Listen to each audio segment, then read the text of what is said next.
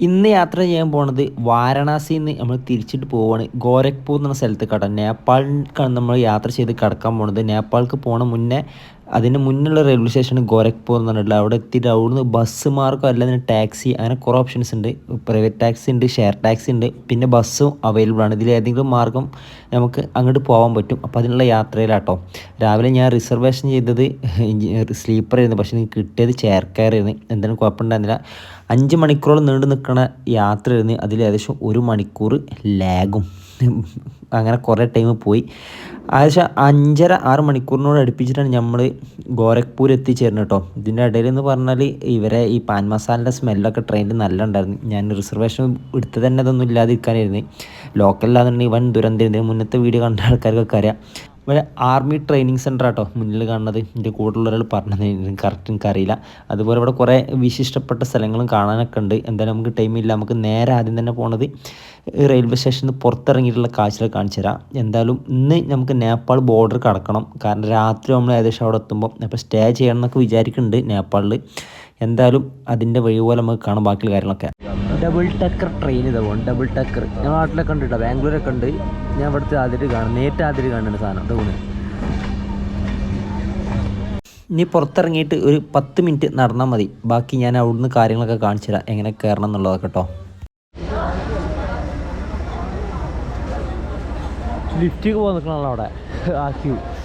ഇവിടെ സ്റ്റെപ്പ് കയറാൻ വേണ്ടി നിൽക്കണ ക്യൂ. ഇത് കയറി എപ്പോഴാണ് അവിടെ എത്തുക നമ്മൾ. എല്ലാ തണുപ്പോട്ടാ.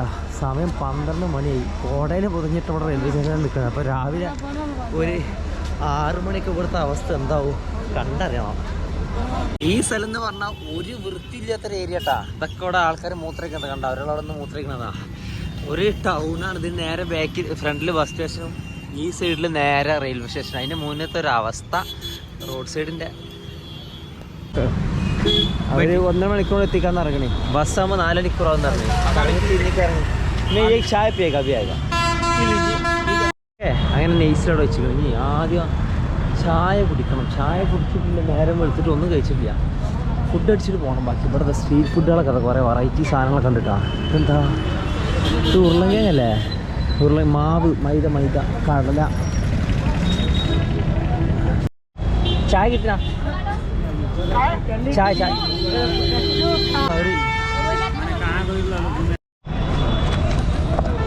1 കിലോന് 80 രൂപ. നല്ല വിശപ്പ്, ഒന്നും തിന്നിട്ടില്ല. അപ്പോൾ ഇതൊരു കിലോ വാങ്ങാൻ വിചാരിച്ചു. ബ്രേക്ക്ഫാസ്റ്റാണ്. 10 മണിയായി. ടാക്സി കിട്ടിയോ ഫുഡ് കഴിച്ചില്ല. പണിയിപ്പോൾ എന്തായാലും ഇതിട്ട് തൽക്കാലം തൃപ്തിപ്പെടാം. അങ്ങനെ നമ്മൾ മന്ത്ര പാർക്ക് ചൗക്ക അത് പോണ്. ഇതിൽ കൂടി ഞീരടി എനിക്ക് കറക്റ്റ് അറിയില്ല സത്യം പറഞ്ഞു.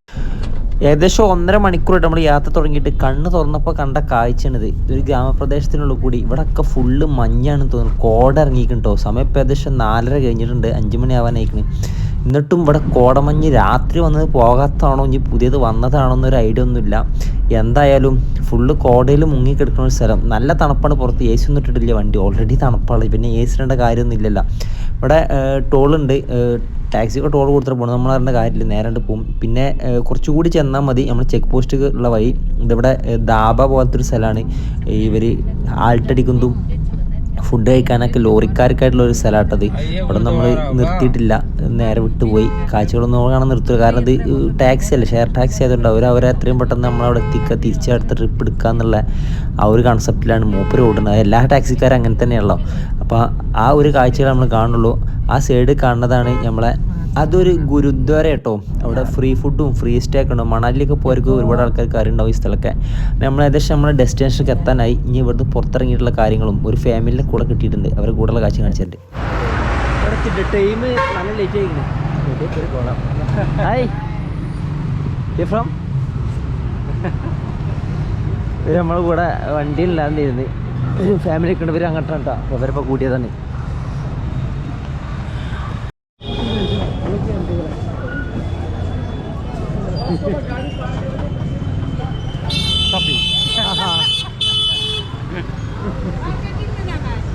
मैं भी आएगा.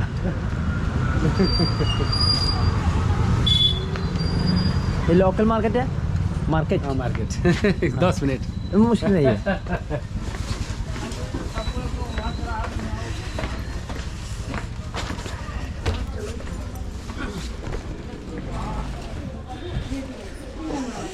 ഒരു ഡ്രസ്സ് എടുക്കാൻ വന്നതാണ് കപ്പട.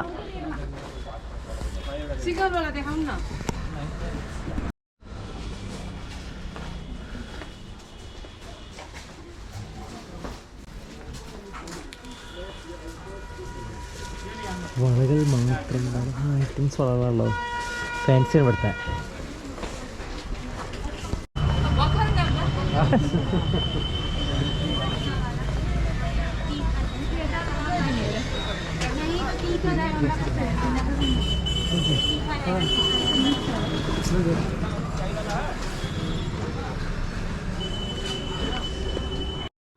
ഈ കടൻ്റെ ഫ്രണ്ടിൽ ചുമരുമ്പിലാണ് സാധനം അടിച്ച് വെച്ചിരിക്കുന്നത്, കുറേ സാധനങ്ങൾ, ബിസ്ക്കറ്റ് സാധനങ്ങളൊക്കെ.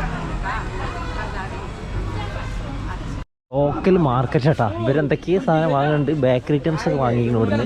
ഇവർക്ക് ഇവിടുന്ന് അങ്ങോട്ട് പിന്നെയും കുറേ പോകുന്നുണ്ട്. അപ്പം ഇവരെ കൂടെ എന്തായാലും നമ്മളുണ്ട് യാത്രയിൽ നിന്നിട്ടാ കുറേ ഭാഗം. യാത്ര രാത്രി ആവാനായി, ഏകദേശം 5 മണി ആയിക്കണോ കേട്ടോ. സ്പൈസസ് ഒക്കെ നടത്താം കടകൾ, നമ്മുടെ നാട് പലചരക്ക് കട. പിന്നെ ടെക്സ്റ്റൈൽസ് നോക്കാം, ചെറിയ ടെക്സ്റ്റൈൽസ്.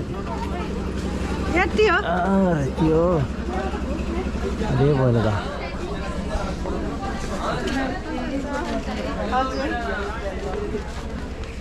എന്തോ ഇവരോട് പറഞ്ഞു, ഇവര് ബേസിക്കലി നേപ്പാളിലാണ്.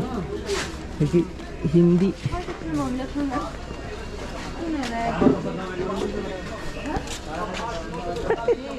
അവർക്ക് ഭയങ്കര ഗൗരവം.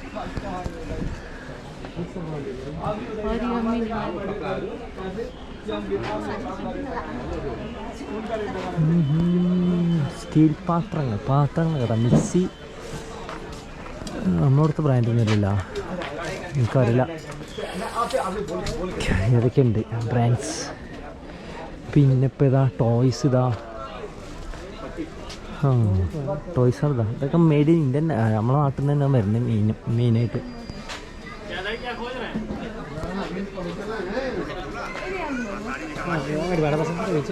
ഇതിനൊരു GST നമ്പർ സ്റ്റിച്ച് വെച്ചിട്ടുള്ള.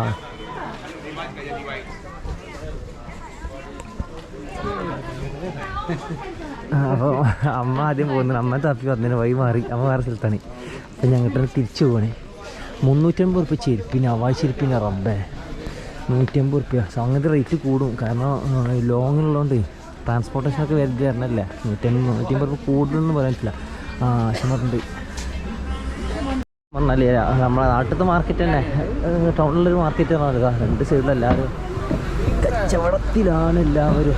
ഇവിടുന്ന് അങ്ങോട്ട് റൈറ്റ് സൈഡിൽ നമുക്ക് ബോർഡർക്ക് ഇനി പോകാൻ കിട്ടാം.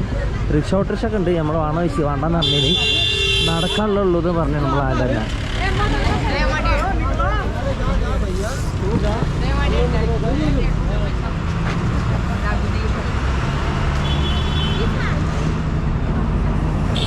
അത് നിൽക്കണേ നമുക്ക് കടക്കാനുള്ള ബോർഡർ ഇതൊന്ന് കയറ്റതാ. അത് വച്ചറൊക്കെ ഒരാൾ ഇവിടെ ഉണ്ടല്ലോ.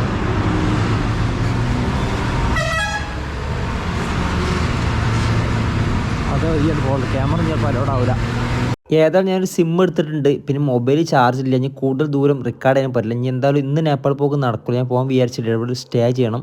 അപ്പോൾ ഇന്നത്തെ സ്റ്റേയും അതിൻ്റെ ബാക്കി ഡീറ്റെയിൽസ് നാളത്തെ യാത്ര ഉണ്ടാക്കി ഞാൻ അടുത്തൊരു എപ്പിസോഡിൽ കാണിച്ചു തരാം കേട്ടോ. അപ്പോൾ എന്തായാലും ഞാനൊന്ന് ഗുഡ് നൈറ്റ്.